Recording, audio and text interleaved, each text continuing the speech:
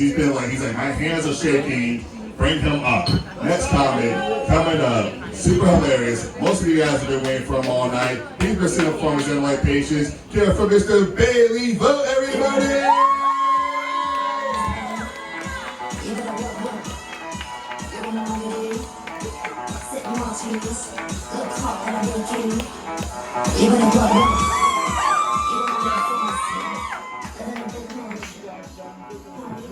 What's happening? Welcome to the first. We gotta give props to the people that are sitting in seats in the front row. We're all being funny up here. The back people talking, they're all being funny looking back there. So, welcome. Also, first off, can we get some compliments on my outfit right now? Thank you. Oh, stop. Oh, please, no compliments. No, I went to my closet today and I just said, you know what? I want to dress like the sunset that is on my mom's Life of Beach poster in the guest bathroom. And I feel like I accomplished that. Do you want to hear? Okay, so I have a Real Housewives intro. Do you want to hear it? Oh, come on. We can do better than that. Do you want to hear it? Honey. Bitching is a sport, and I play to win.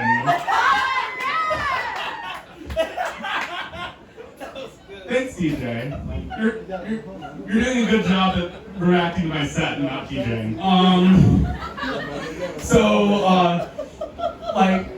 So Mark's against me. I'm attracted to men, but there was an orgy that was mentioned beforehand. I'm actually asexual, so I've been to a lot of very painful DC networking events.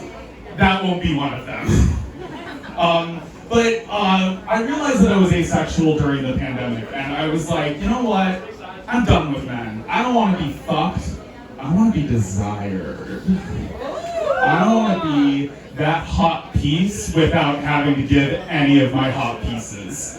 But I still have this very chaotic energy. My friend has said that I'm an ace with power bottom energy.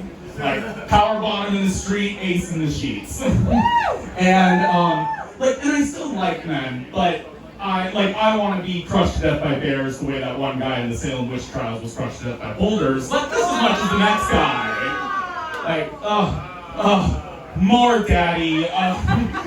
But it's been interesting to come back to DC after coming back out as asexual, because all of my men that I would hook up with, I now have to basically break up with them and tell them they haven't made the cuddle list. I told one of those men that we weren't going to be hanging out anymore, and he got mad at me and he said to me, "Oh, well, the sex was lackluster."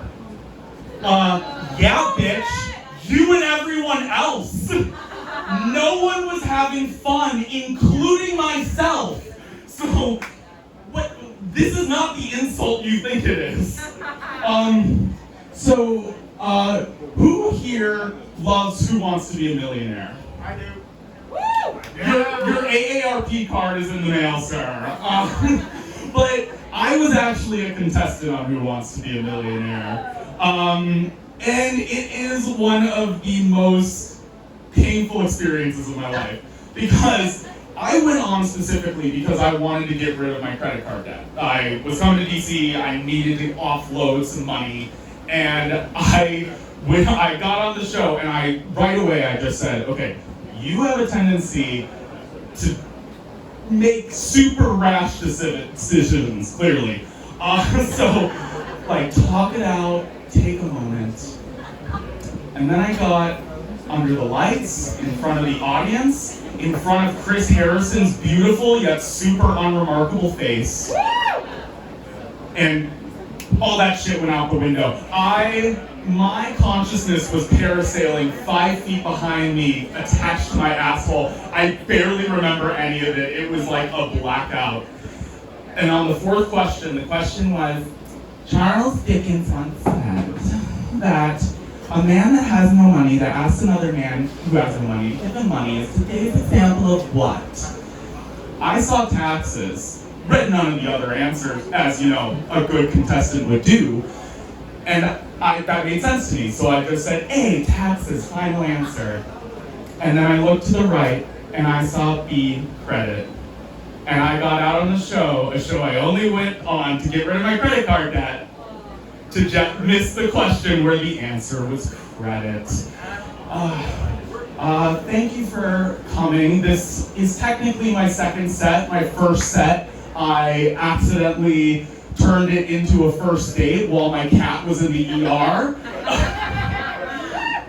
I don't know how I managed that, but this has been a wonderful time. You've been a lovely audience. Thank you so much for joining us.